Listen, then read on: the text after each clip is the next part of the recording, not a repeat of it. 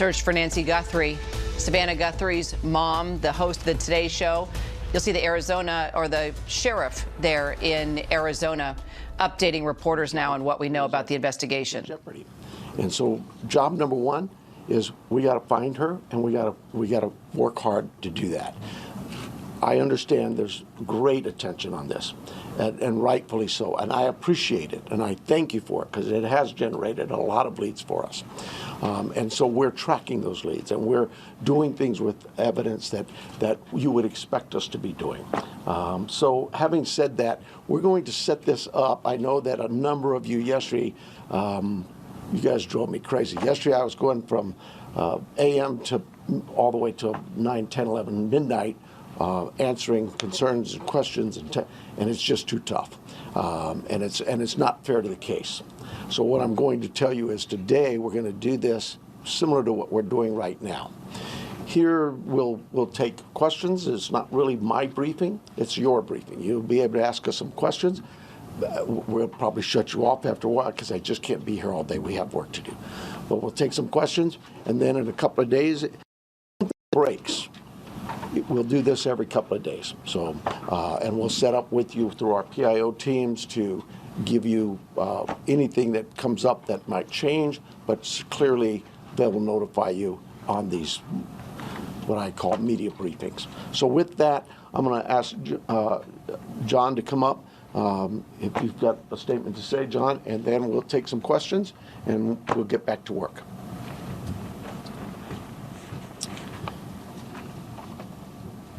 Hello, I'm John Edwards. My spelling is Jonedwards. I'm the Assistant Special Agent in charge of the FBI's office here in Tucson. First, we want the community to know that the FBI is doing everything in our power to bring Nancy Guthrie home to her family. The FBI is working alongside the Pima County Sheriff's Department on this incident. In terms of what the FBI is doing, we are providing the following support. Primarily, it's analytical and technical support in the following ways. We're downloading and analyzing cell phones, obtaining cell tower information, conducting interviews, and providing any and all investigative support that the Sheriff's Department needs. We're looking at this from every angle, but we need your help.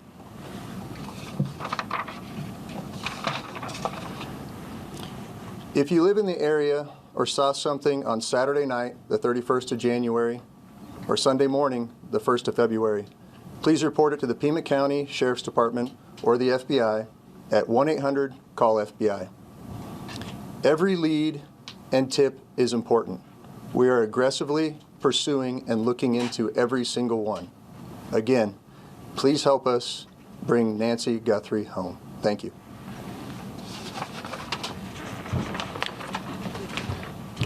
We'll take some questions. Sheriff, is there any indication so far as to whether this was a random abduction or targeted? It's like I said earlier, you know, we're looking at all the leads, and we don't know. We're going to assume both sides of that. We'll look at both sides of that. Sheriff, do you have any idea what Nancy Guthrie was wearing, or the type of car that she might have left from, or any identifiable information that the public could use to help with those tips? We do not.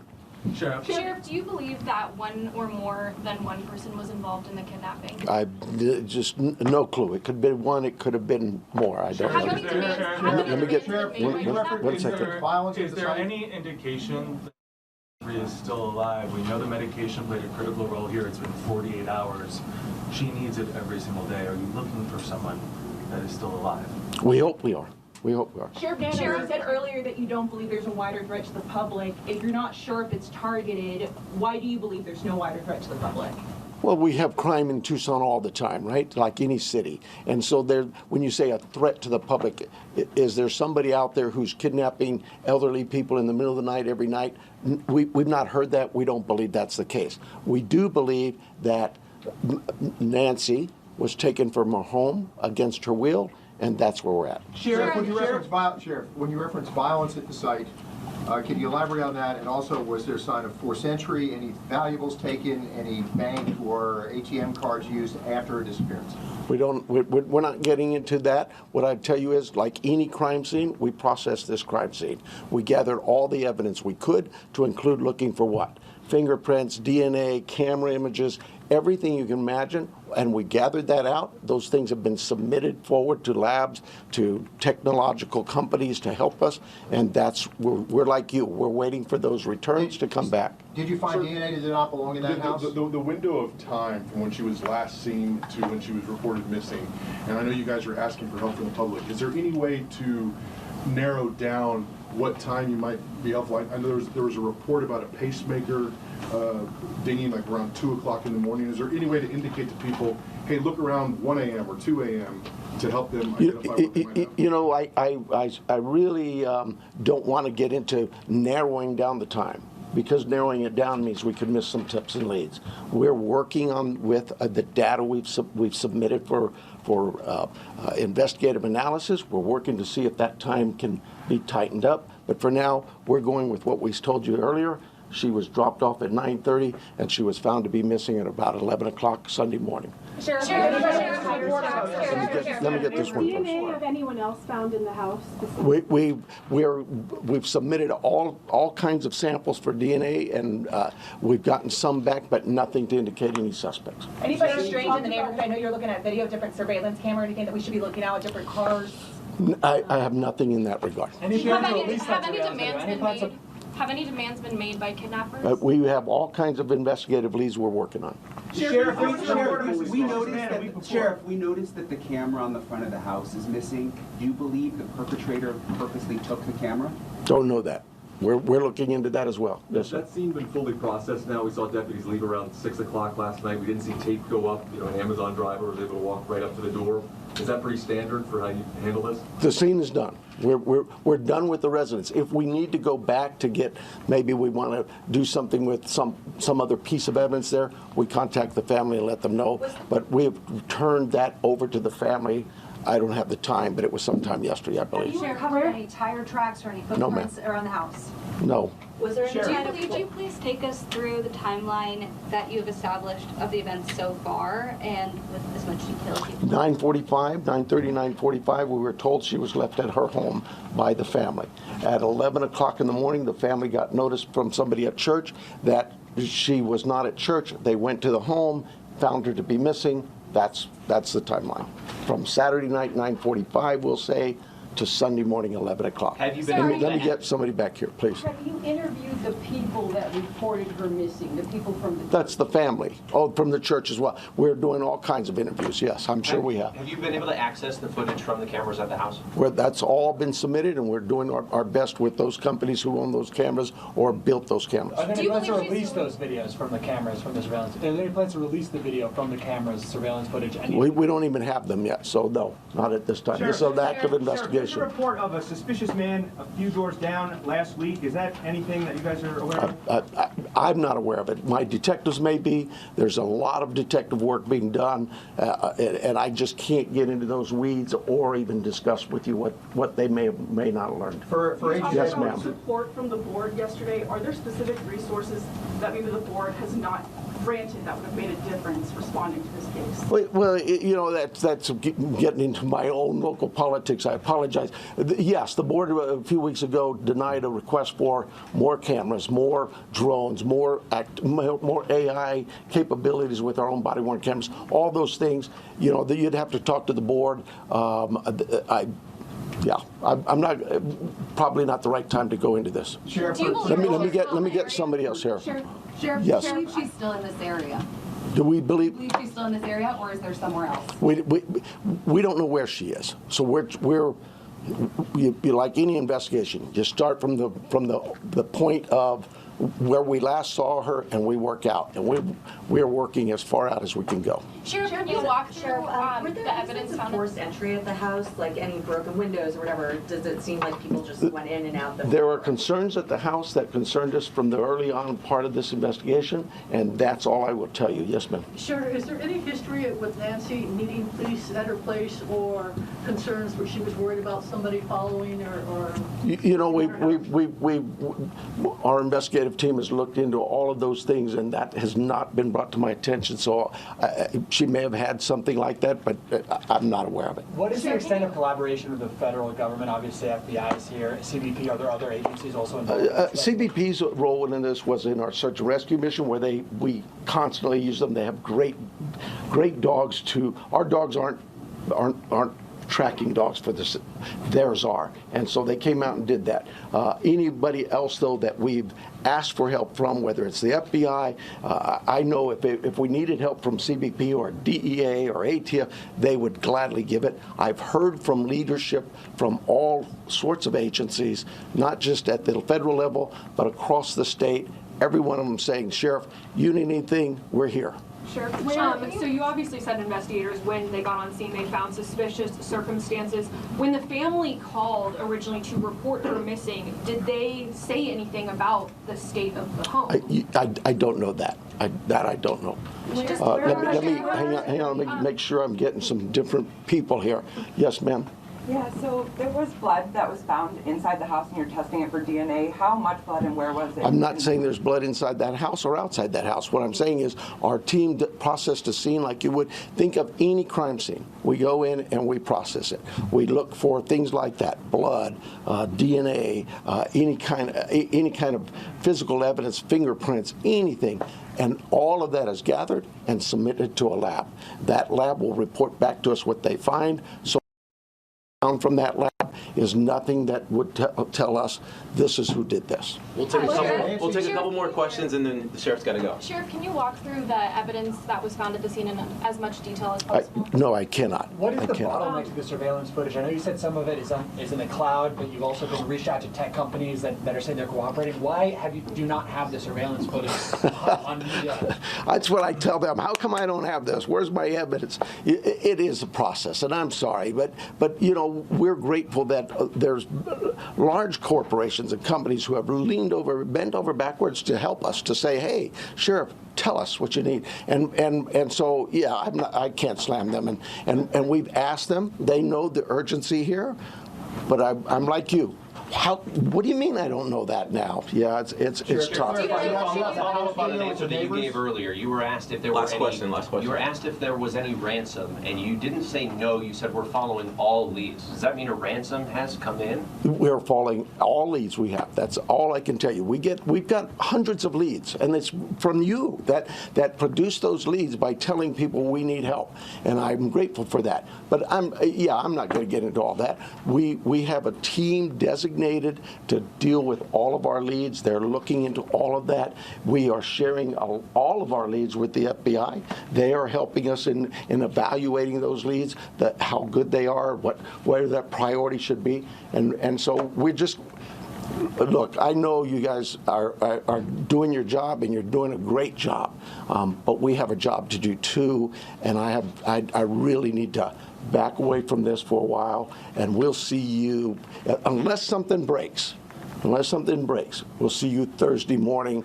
PIO will give you a time frame, I'm guessing somewhere around 11:30. But That's it. Thank you. I need your emails. If you are not on the email list, get with me in the corner. I'll be right by the sheriff's line, okay? Well, the Pima County Sheriff, Pima County Sheriff, pretty frustrated there, as you can tell, clearly overwhelmed by the amount of phone calls and requests that he's getting for information, because as you can hear by his frustration, and clearly extremely tired as he held that press conference, he's been getting tons and tons of leads, but has barely anything to tell us. So he held this press conference to let reporters know, I need a break. We need a break. We have a lot on our plate here, and we have an investigation that is high profile, getting national attention, and we are going to start holding these press conferences at a certain time every day to let you know what we have, but that we need a break while we need to do our job. Let's bring in our Melissa Dawn. She's been covering this story for us. Also, Chief Investigative Correspondent Aaron Katursky and former San Bernardino Police Chief Jared Bergwan. Aaron, let's start with you. I mean, we thought we were going to get some sort of big piece of news today, but what it sounds like is that the sheriff and his deputies are feeling really overwhelmed and really need support here on giving them the time to do their job. Well, the sheriff indicated, Kira, they do not have a suspect. They do not know where Nancy Guthrie is. The sheriff said she could be local. She could be beyond local at this point. He said a lot of leads are coming in, some tips, and they're following up. But it doesn't seem like they have very much to go on at all. They're still waiting, it appears, for DNA testing on materials collected from the home to come back to see if that will yield any kind of a suspect. They're still waiting to try and get into home surveillance cameras. They have not been able to access those images as of yet. And Kira, the only hint came when our Trevor Alt was asking the sheriff if any ransom had come in, and the sheriff didn't fully say no, but he didn't say yes either. Clearly they have more than they're telling the public, but right now it seems they have precious little to go on and really no indication where Nancy Guthrie might be or what the circumstances of her abduction were. And Melissa, clearly this has been so tough on the family. Savannah Guthrie, co-host of the Today Show, just asking everybody for their prayers, clearly devastated by this situation. So, I mean, really the family is just asking for help in letting authorities know anything, any type of information. If you know something, speak up, because they're feeling pretty desperate at this point.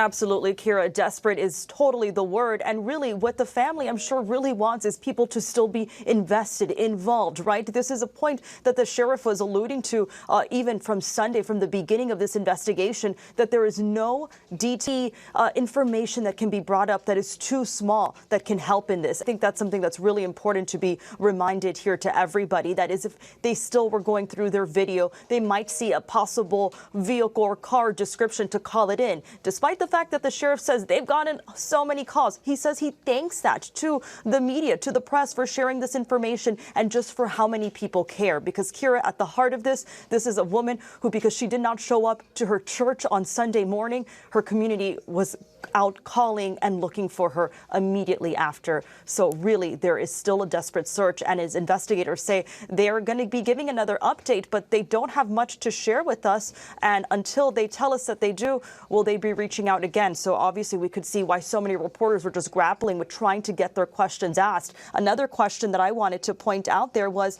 that one of the reporters also pointed to the fact that they saw there was a missing surveillance camera in front of the home. So he asked investigators there, is that a reason why? Something to believe that that possible kidnapper maybe blocked that? But again, the investigators here, the sheriff, Pima County Sheriff, just responding, saying that the investigators are looking into it, but again, could not confirm or deny any further details. Jared, you were a former police chief. Help us read between the lines here, because it looks like homicide detectives got to the scene pretty quickly. Clearly, they found evidence quickly that something wasn't right, yet the sheriff seems very overwhelmed here and they don't have a lot of information. What do you think is going on, Jared? Well, I agree with Aaron 100%. I think they know a lot more than what they are releasing to us right now. It was a pretty strange press conference in many ways.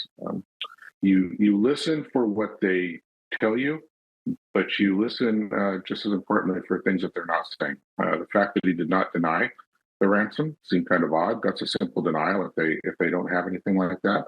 Doesn't imply they do, but very odd that he would not have implied it. Also very odd that they're not narrowing down the timeline some more, and that they're just not giving out greater detail in terms of what physical evidence was present that led them to believe that this was a crime. Keep in mind, people go missing frequently, and then we have at-risk categories of children and older people. For them to have transitioned from this is a missing person to this is a crime scene and we believe a crime was committed as quickly as they did, but offer as little information that they're offering strikes me as being a little odd. All right. Well, that really makes things a lot more clear for all of us. And we will focus on the fact that they didn't deny that there was a ransom. So this very much, hopefully, maybe gives us hope. Jared, you think that she could be alive then if he didn't deny there was a ransom? As a former police chief, could that be a sign of hope? Oh, I think it absolutely could be. And the other thing, too, is that they said that, when you do these types of things, conventional wisdom in managing the media says to give them frequent updates. You've got to fill the void of information. The fact that they're pushing the next scheduled update to Thursday seems a little odd, and it tells me that they're probably in the midst of working something very, very active, and they just simply don't want to commit to any specific timeline. So I think there very much is a chance that they believe that she's still alive and that they're working off of that assumption. Okay, well, that gives us all some sense of hope here. You've actually given us a little bit of possible good information just by what you're reading into this. Trevor, I know we have you now that you were there inside the room when the sheriff was giving that press conference. I don't know if you were able to hear what Jared Bergwan was telling us. He thought it was very interesting that the sheriff didn't deny if there was a ransom that was made or not, and that his gut is they're working something, but they're keeping details close to their sleeve. Others are wondering if they're just overwhelmed and aren't quite sure what to do at this point when they've got so many leads and not saying much to reporters. What's your sense, Trevor? Yeah, I mean, well, definitely I thought it was very strange that they did not deny the ransom. That was my question following up, is essentially trying to put the sheriff on the spot of yes or no, has there been a ransom? And he very clearly did not deny it. Now, does that mean that there is one for certain? No, it doesn't. It could also mean when you're talking about hundreds of tips on a story that has international attention, it's also possible that maybe they got some dummy ransom requests or things that they don't necessarily believe valid, but they did come in and they're going to investigate all those leads as they say. We're not 100% sure. The possibility of a ransom, at least in the discussion, in a way that it wasn't based on the last press conference when we spoke with the sheriff.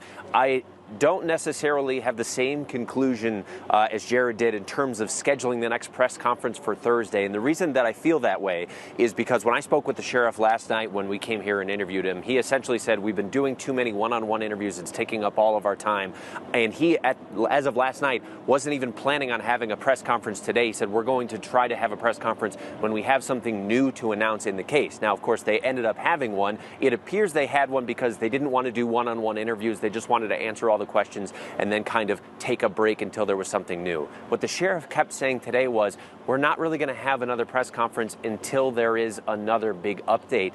And the fact that he is saying that's going to be a couple days. Before he said probably Thursday, he said a couple days from now. What that, I think, indicates is they don't feel like they are close to finding Nancy Guthrie. And he's talking about all of these leads that they have to chase. You talk about the ticking clock of the medication that she had to take to stay alive, that if she didn't take it for 24 hours, it could be fatal, and now it's been more than 48 hours. None of those feel like very good indications to me, which I think is also why they still are saying we need all of this information from the general public. And I also think that it is very frustrating when you're talking about such a short timeline of needing to find this woman that they still haven't even had access to the videos that were taken inside the home. That is very frustrating for such a time-sensitive search, Kira.